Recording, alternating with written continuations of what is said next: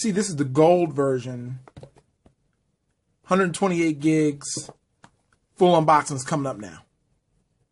Okay, so here we go with the iPhone 6 Plus. One of the highly anticipated iPhones in quite some time, simply for the fact it's got a huge screen on this thing. 5.5-inch display, full HD, 1080p, 128 gigs. First time Apple's offered that much storage in a phone. And honestly, that's outside of any phone, period, that you can get 128 gigs right in the box. So always wanted to get a gold phone. Last year I looked for one. I actually ended up going with silver. So this is it, the gold iPhone. So let's take a look.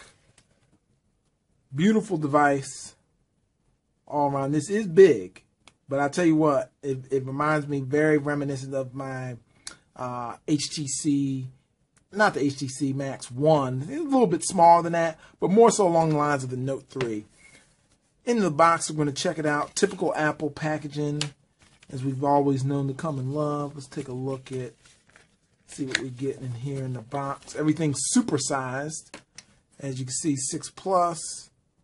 It shows you where the buttons are, and then you get your classic Apple stickers. And then in the box, of course, typical Apple, you got your earbuds, your power wall adapter, and a lightning cable. So that's that. Let's go ahead and compare this device to some other ones out there currently on the market. First phone, of course, the 5S. This is what it looks like compared to the 5S. Glaring difference, as you can see. You're going from a 4-inch to a 5.5.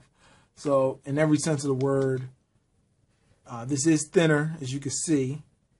And Apple did tout that in their conference. So definitely very well built device, as you can see overall, but much, much bigger than the iPhone 5S. This is it compared to the Galaxy S5.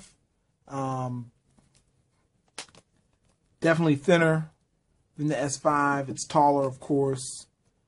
Actually feels a little bit lighter as well.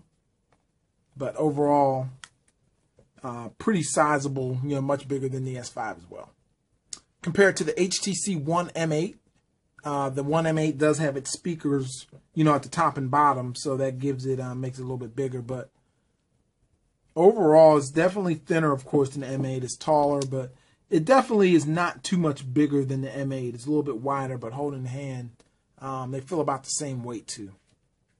This is here with the Galaxy Note 3. Now, this is where it pretty much evens right on up.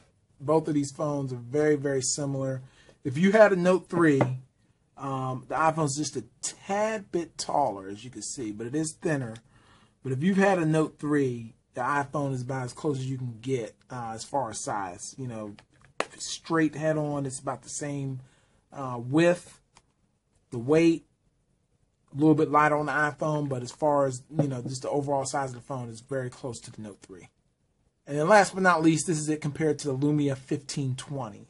The 1520 is a 6-inch display, so this is actually one will beat the iPhone in terms of display. It is, the weight on both of these, it feels similar, but obviously the Lumia has a polycarbonate display on it, bodying rather, and it's definitely thicker, as you can see from the top. So I'm going to power this up real quick. Going to also take off the protective cover here, typical Apple fashion. Get this thing powered up. And like I said, going a quick software tour on it, not hardware tour rather. On the left side, you do see they've retained the same volume buttons, but they've actually changed a little bit. They're in the same location, but they're no longer round as they used to be on the 5S. You still have the mute button there. Power button's no longer on the top. It is now on the right hand side, and then there's your SIM card tray, which does take a nano SIM. Same thing applies for the bottom. There's your speaker along with your lightning cable. So here it is. So there it is, unboxed, fully ready to go. We'll be back with some impressions, of course. More on that coming soon, folks. Thanks for watching. Take care.